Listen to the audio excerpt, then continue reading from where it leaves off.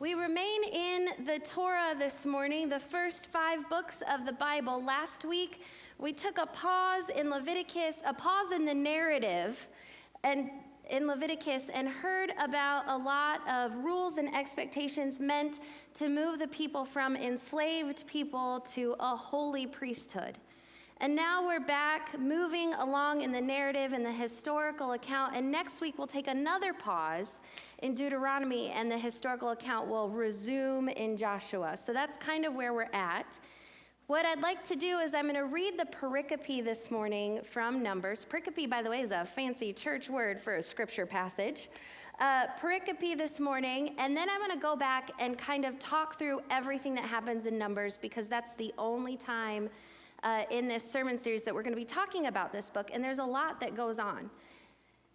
So our passage from Numbers, I'll be reading from the Common English Bible. This is Numbers chapter 13 from the CEV. Hear these words, and forgive my name pronunciations. The Lord spoke to Moses, "Send out men to explore the land of Canaan, which I am giving to the Israelites. Send one man from each ancestral tribe, each a chief among them." So Moses sent them out from the Paran desert according to the Lord's command. All the men were leaders among the Israelites. These are their names. From the tribe of Reuben, Shemua, Zakur's son. From the tribe of Simeon, Shaphat, Hori's son. From the tribe of Judah, Caleb, Jephunneh's son. From the tribe of Issachar, Igal, Joseph's son. From the tribe of Ephraim, Hoshea, Nun's son. From the tribe of Benjamin, Palti, Raphu's son. From the tribe of Zebulun, Gaddiel, Sodi's son. From the tribe of Joseph, from the tribe of Manasseh, Gadi, Suzi's son. From the tribe of Dan, Amiel, Gamali's son. From the tribe of Asher, Sethur, Michal's son. From the tribe of Naphtali, Nabi, Vosi's son. From the tribe of Gad, Gaal, Machi's son. These are the names of the men whom Moses sent out to explore the land. Moses changed the name of Hoshea, Nun's son, to Joshua. There'll be a test later. You all have to remember those names. When Moses sent them out, I know that's the part you care about. When Moses sent them out to explore the land of Canaan, he said to them, "Go up there into the arid and southern plain and into the mountains. You must inspect the land. What is it like? Are the people who live in it strong or weak, few or many? Is the land in which they live good or bad? Are the towns in which they live camps or fortresses? Is the land rich or poor? Are there trees in it or not? Be courageous and bring back the land's fruit. It is the season of the first ripe grapes." They went up and explored the land from the Zin desert to Rahab near Lebo Hamath. They went up into the arid southern plain and entered Hebron, where Amion, Shishai, and Talmai, the descendants of the Anakites, lived. Hebron was built 7 years before Tanis in Egypt. They entered the cluster ravine, cut down from there a branch with one cluster of grapes, and carried it on a pole between them. They also took pomegranates and figs. That place was called the cluster ravine because of the cluster of grapes that the Israelites cut down from there. They returned from exploring the land after 40 days. They went directly to Moses and Aaron and the entire Israelite community in the Paran desert at Kadesh. They brought back a report to them and to the entire community and showed them the land's fruits. Then they gave their report. "We entered the land to which you sent us. It's actually full of milk and honey, and that is its fruit. There are, however, powerful people who live in the land. The cities have huge fortifications, and we even saw the descendants of the Anakites there.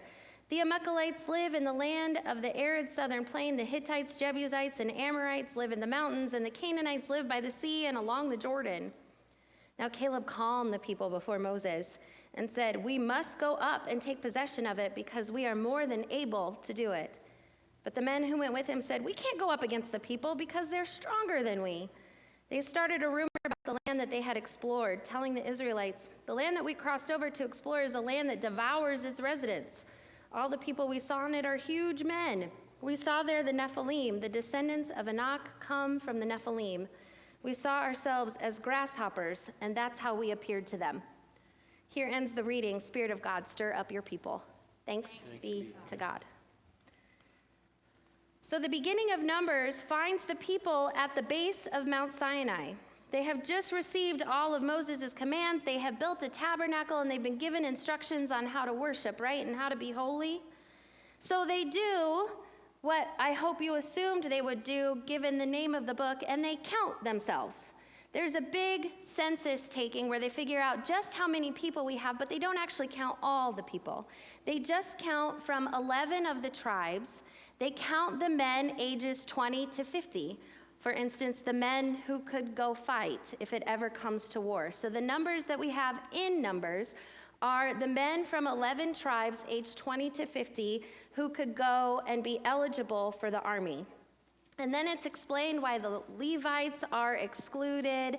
And then we're told how the camp needs to be set up. Everything circles around the tabernacle. And then we hear about Aaron's sons being the high priests. And then the Levites are counted. But the Levites are counted from 1 month old to 50 because they're counted to redeem the firstborn men of the other tribes of Israel. So their count is a little bit expanded in Numbers, and again, lots and lots of names, lots of numbers. Then we're told about the Levites and the different duties that each family member has. You carry these things, you lead the music, all that stuff. Then there's a review of the rules about purity, and we learn about a special order called the Nazarites. No cutting hair, no eating grapes, no drinking alcohol. Samson will be a Nazarite when we get to that. John the Baptist was thought to be a Nazarite, right? So this is a special, actually Jesus was thought to also be a Nazarite. So no cutting hair, no wine. Interesting, just interesting scholarship for you if you're wondering about that. And then there's a really repetitive chapter where everybody brings a gift and they all bring the same gifts, which we know is awkward, but people seem to like it. And then we hear a description about the lampstand, the first celebration of Passover. The cloud is over the temple. There's trumpets built so that the trumpets can give a signal of when we move and when we stop and when there's an emergency and how we do battle. We talk about, there's a conversation about how we march, and then the people complain. And then the leadership complains to Moses. And then the people complain again. And then Miriam is punished. Moses' sister Miriam is punished for her complaining. And then the people are sent, the spies are sent, the part we just read. The spies are sent into the land of Canaan. And then the people complain again. And at that point, God says, I'm done. And Moses has to intercede once again on behalf of the people. And the Israelites are told, enough. You who were adults when you left Egypt, you will not enter the promised land. Because sometimes what we think is that they walked in the desert for 40 years because it required that long to get across the desert. But no, I mean, they got across the desert in like a month.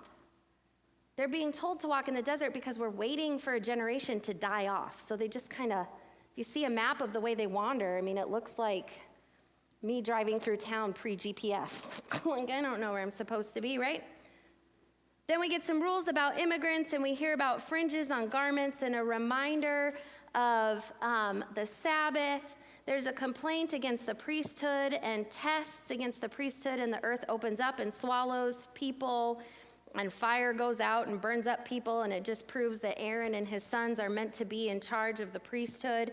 There's a reminder of the priest's duties and the Levites' duties.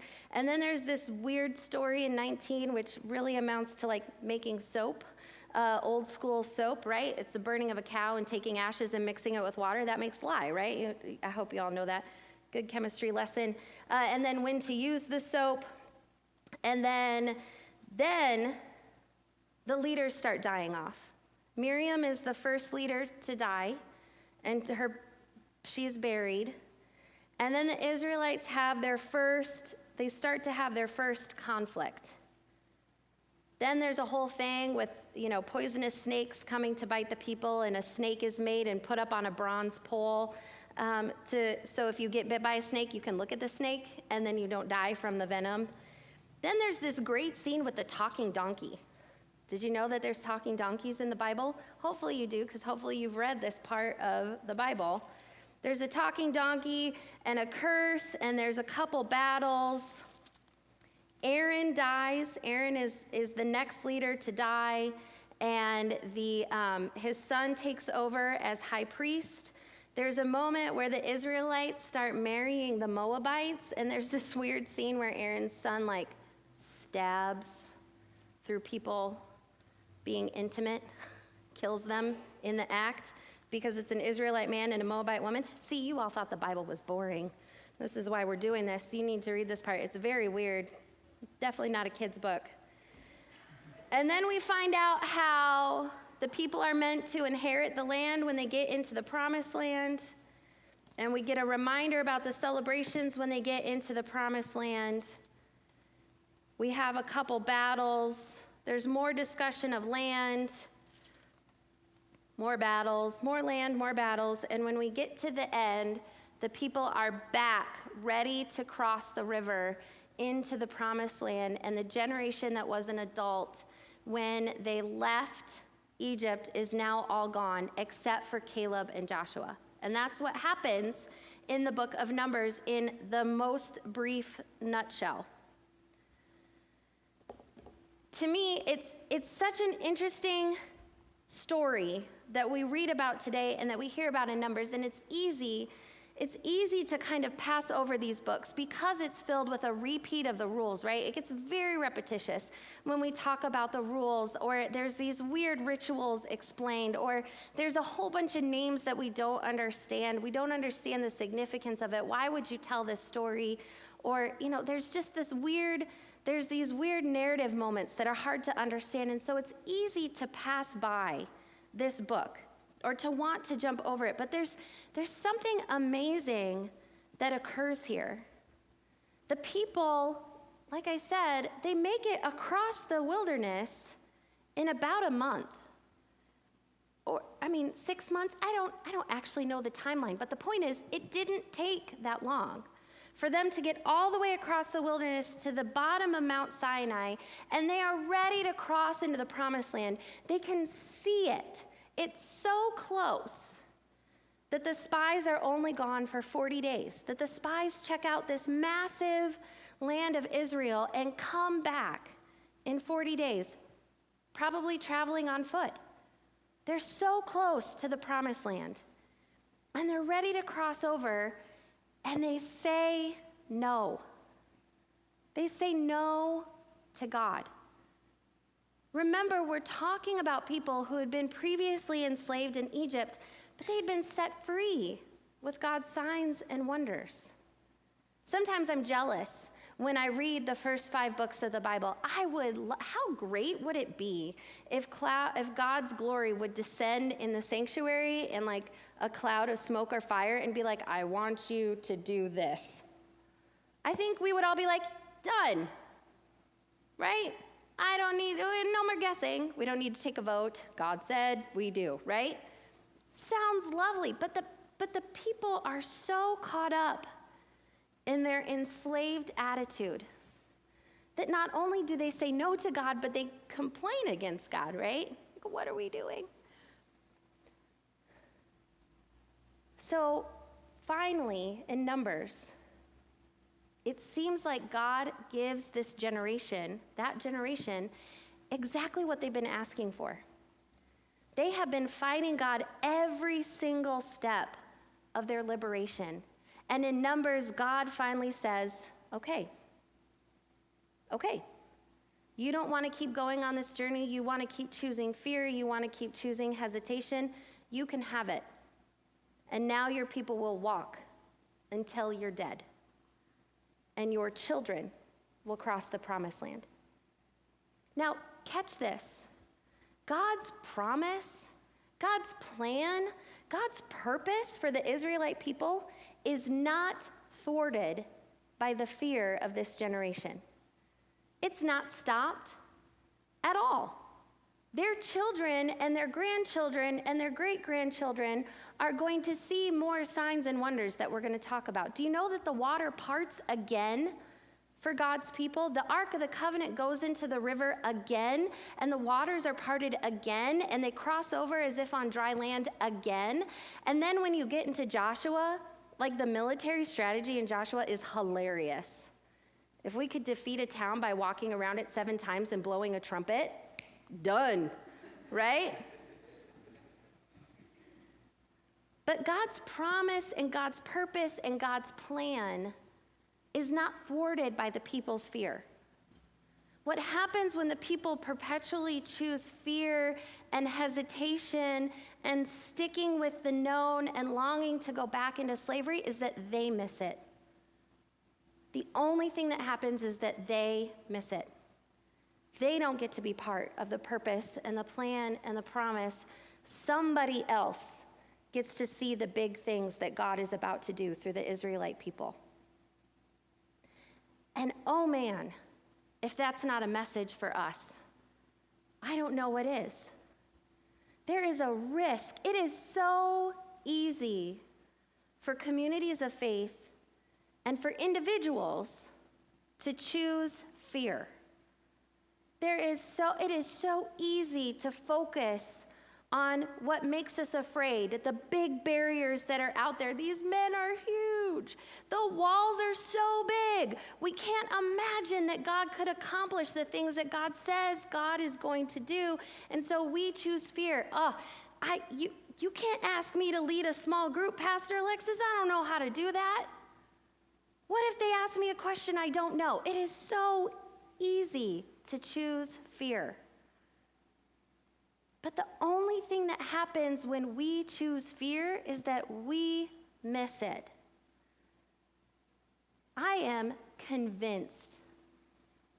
I am convinced that God has a huge purpose and promise and plan for Broadway United Methodist Church.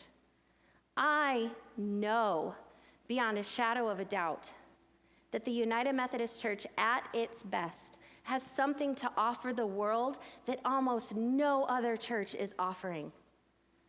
We are a people who take the Bible seriously. We believe in salvation in Jesus Christ. We believe in grace and good news and personal transformation, and we believe in social justice and works of mercy, and we believe in advocating for the flourishing of all people, and we welcome all people in our spaces and in our small groups. This combination is not a message you hear often. God has a purpose and a plan and a promise for us. But if we choose fear, if we choose fear in our decision making, if we choose fear as individuals, all that's going to happen is we're going to miss it.